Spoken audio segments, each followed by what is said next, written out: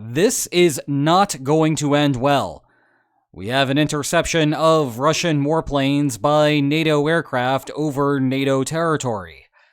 And given everything else that has happened recently, it is worth trying to understand what exactly the Kremlin might be trying to bait out of Brussels, and how it might reflect some unobserved weaknesses in Russia's war-fighting capabilities. Yes, 3 MiG-31 fighters like this one traveled over Estonian airspace for 12 minutes earlier today. This is the third incident now in 9 days that NATO has faced. First, with about 20 Shahed-style decoy drones crossing into Poland on September 10th, and then more drones flying over Poland and Romania on September 14th. Well, add this one to the list, all with the backdrop of a broader proxy war between Russia and Ukraine, and a more recent backdrop of Russia engaged in a large-scale military exercise in Belarus. I am recording these words only hours after the incident happened. Keep that in mind, as many of the details are still missing. Despite that, I will try my best to explain what seems to have occurred, and what the deeper ramifications here are. And I know that there is a temptation here to shoot first and ask questions later. But let's pause for a moment and work through some of the possibilities. First though, what actually happened? Remember that we are looking at 3 fighters here. The aircraft did not fly over Estonian land, so let's reset them. Rather, they flew over Estonian territorial waters, which would implicitly mean somewhere around here, somewhere over the Gulf of Finland. Keep that in mind, as it will become important later. But, just as important, this lasted 12 minutes. You know exactly the narrative that we will hear out of the Kremlin when they wake up over in Moscow. Either these were not Russian aircraft, or that this was just some big misunderstanding. Well, let's ignore the idea that these were not Russian aircraft. Thing is, it is hard to make an authentic mistake for 12 minutes, especially when the fighters had their transponders off, and especially when NATO intercepted the fighters. What we do not yet know are the details of how exactly they were intercepted, but that is beside the point. To compound the level of suspicion, imagine for a moment that Russia had made an honest mistake a couple of other times over the past week or so. What kind of posture would the Kremlin now want to take? Probably one of excess caution. NATO is already suspicious of you. To have another incident in such a short period of time will convert all remaining skeptics into believers, and you will have a bigger problem on your hands. Or, alternatively, you are looking for a bigger problem on your hands, and all of this is intentional. You be the judge of which seems more plausible. We also do not yet know how NATO plans to coordinate a response to this. It could be another Article 4 situation, and it would be the shortest amount of time between Article 4 invocations in history, beating Turkey's successive calls in June and October 2012 by a huge margin. And, indeed, Estonia has called for Article 4 consultations. This is interesting because, on the face of it, another round of consultations would appear to be superfluous. Following the initial drone incursion in Poland, NATO announced Operation Eastern Sentry as its way to bulk up defenses in the region. Estonia is included in the eastern flank covered under the protection plan, so invoking Article 4 again would seem to be redundant. The inference we are left to draw is that Estonia does not think that Eastern Sentry goes far enough, perhaps especially now that Russian fighters have entered the picture. We are no longer dealing with drones here. But that will have to wait for the morning in Brussels for us to figure this out. But speaking of Eastern Sentry, while the Russian MiG-31s were penetrating Estonian airspace, French fighters were deploying to NATO's eastern flank as a part of the program. These here were heading to Poland specifically, but you get the point. And let's stick with this B-roll for a minute, as I explain an important difference between what happened in Estonia versus Poland. And I should point out that such actions may already be in the works, but are not public as a part of operational security. We instead only hear about the strictly defensive parts because they are publicly observable and provide some reassurance to those on the ground.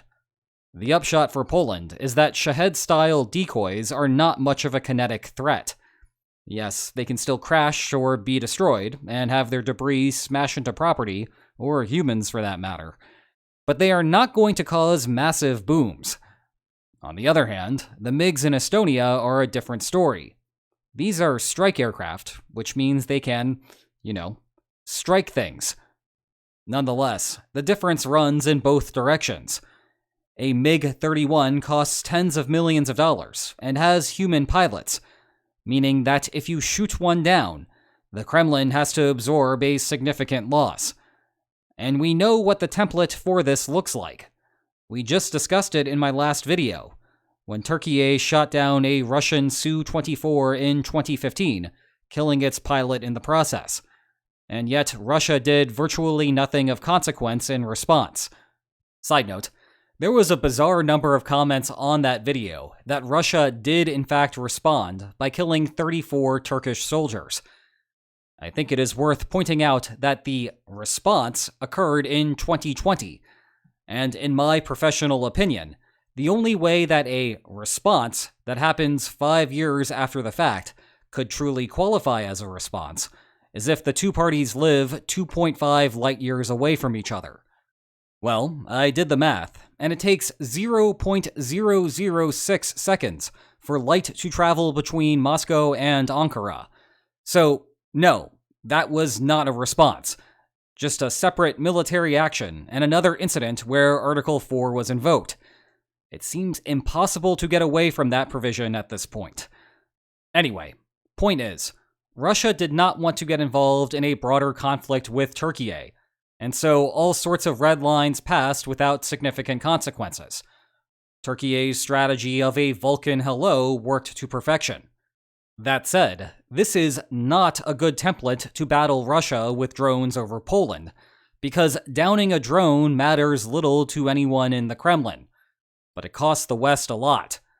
Put those two things together, and the Kremlin would love that process to continue without end. But the Estonia incident is a different story. Here, there are valuable Russian assets on the line. If you want to deter a repeat of that behavior, destroying them is a reasonable option. Indeed, compared to the 2015 incident with Turkiye, Russia is in a substantially worse position. The Kremlin cannot simultaneously sustain a war in Ukraine with a separate game of chicken over NATO skies. And that ought to give some confidence to NATO countries that shooting down a Russian craft does not automatically trigger World War III. Along those lines, I think it is worth speculating on what Russia's motivation may be here. As background, the Kremlin is hamstrung on its war recruitment because Russian citizens do not have much of an appetite for the war. Those who are joining have an appetite for money, however, and that is how the Kremlin can keep sending fresh meat to the front line. Meanwhile, the Kremlin has tried really hard to frame the war in Ukraine as a war against NATO, that NATO is a threat to all Russians, and so all Russians should support the war effort.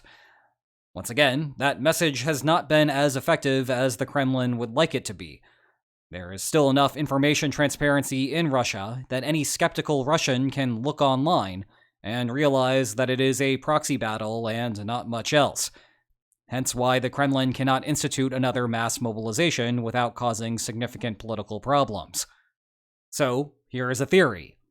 The Kremlin wants one of these planes shot down.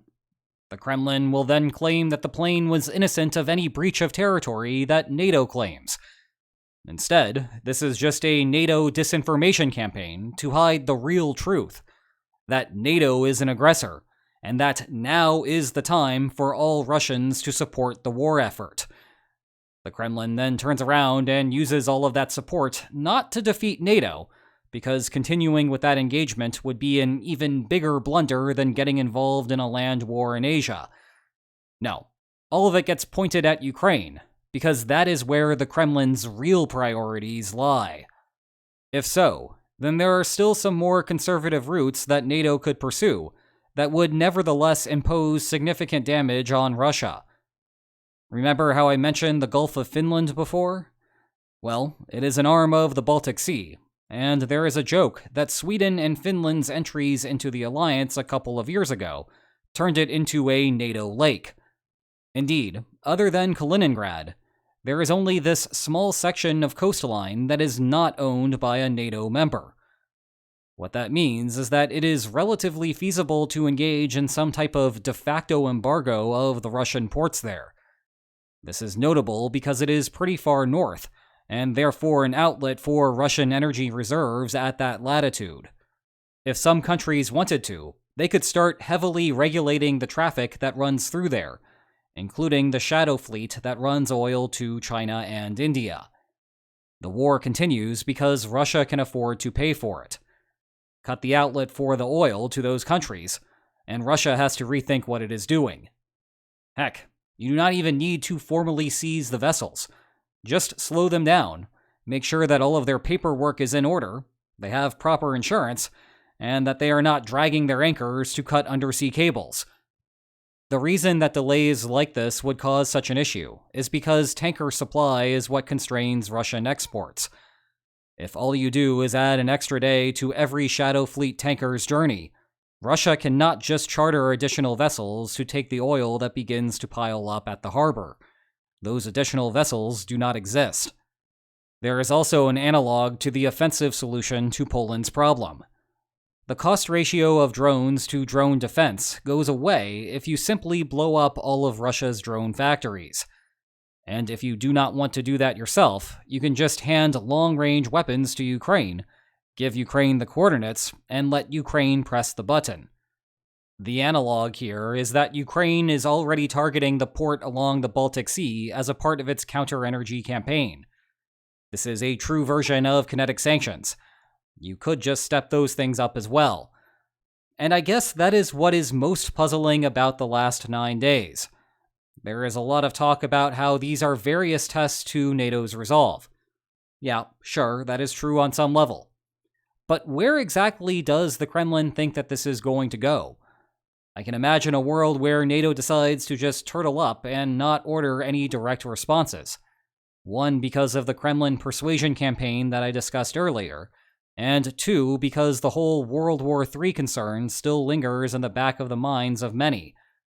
However, on the grand scheme of things, Russian actions so far are bug bites. Meanwhile, Russia the country is losing figurative appendages in Ukraine, and certainly its soldiers in Ukraine are losing appendages. There is no world where NATO sits back and does literally nothing in response to these actions, especially when the targets are Poland and Estonia, two of the most anti-Russian members of the alliance. Or maybe the two most anti-Russian members. I don't know. It is not like they sit around in Brussels doing 32-team power rankings in order of how much they loathe Russia. The minimum consequence that this will result in is a bigger check handed to Ukraine, which is kind of crazy to think about. For decades, European defense spending languished. Now it pops, props to Putin. And the European economies are way, way larger than Russia's economy. This is not a winning battle for Moscow. Best case scenario for the Kremlin is that the war ends in an even worse Pyrrhic victory. Worst case scenario is that Russia is so enfeebled by the situation that Russian troops cannot hold their ground. Well, no. The worst case scenario is that the silliness results in World War III. What a happy thought. Now, speaking of happy thoughts, why not take a look at these two awesome books about the war? Check the video description for more information about them. And if you enjoyed this video, then please like, share, and subscribe, and I will see you next time. Take care.